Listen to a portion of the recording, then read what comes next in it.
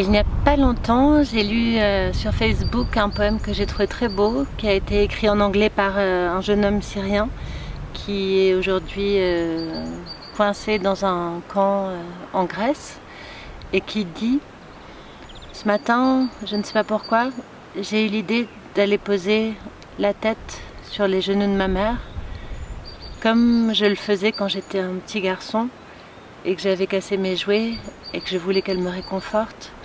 Et j'ai eu envie d'aller déposer ma vie brisée entre ses mains.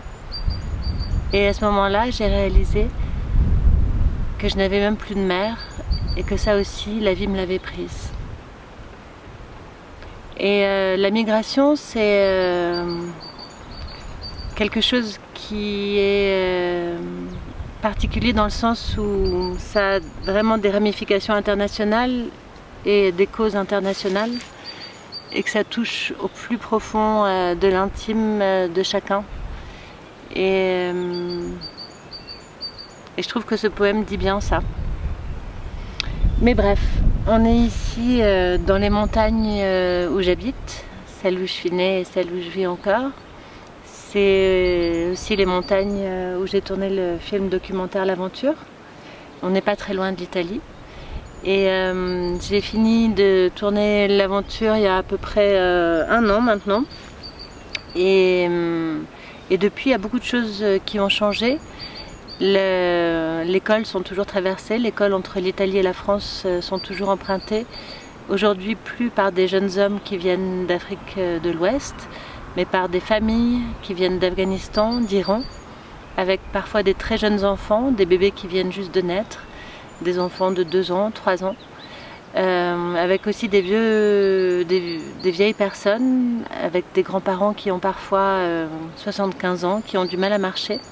Donc ça crée une situation de danger encore plus grande en fait, parce que la traversée des cols est déjà difficile en plein hiver, avec la neige, les températures négatives. Donc avec des enfants très jeunes et des personnes âgées qui ont du mal à marcher, ça devient très compliqué.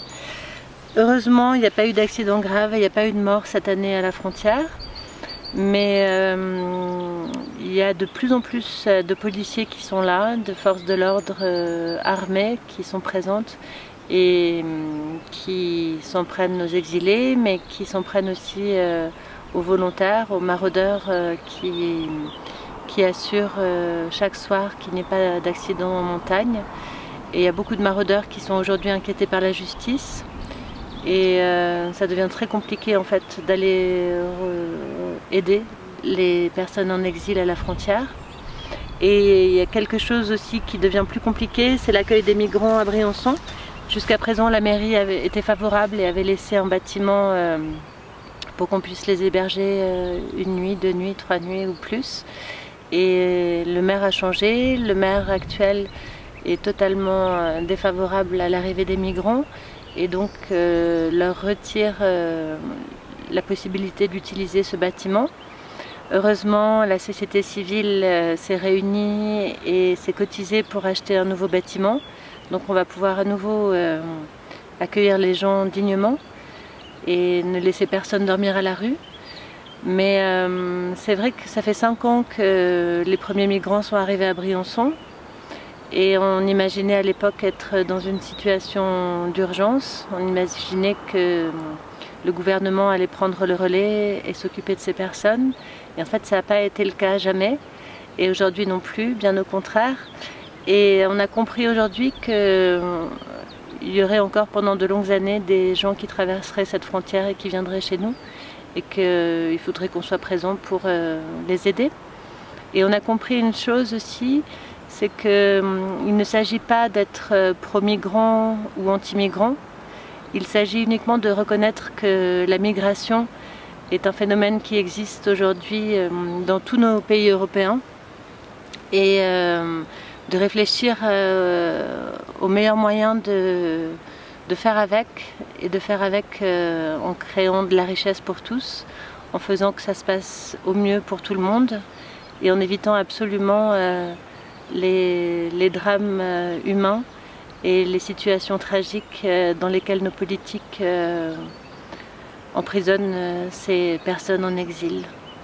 Donc c'est une réflexion qui va nous animer encore en Europe pendant de longues années.